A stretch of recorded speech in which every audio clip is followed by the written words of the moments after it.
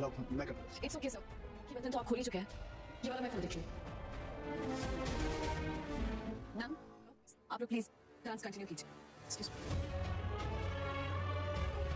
तुझे किसी के साथ भी डांस करने की क्या जरूरत है अभी ना? ये होना चाहिए। So just please please.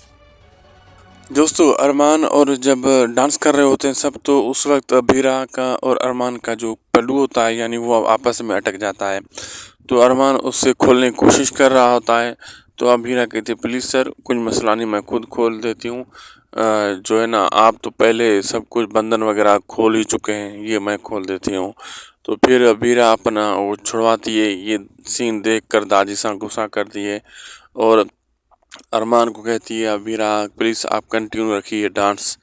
और उधर जाकर खड़ी होकर अभीरा कहती है मुझे क्या ज़रूरत है डांस करने की, मैं तो इस रिजॉर्ट की ओनर हूँ, मुझे कोई ज़रूरत नहीं किसके साथ डांस करने की।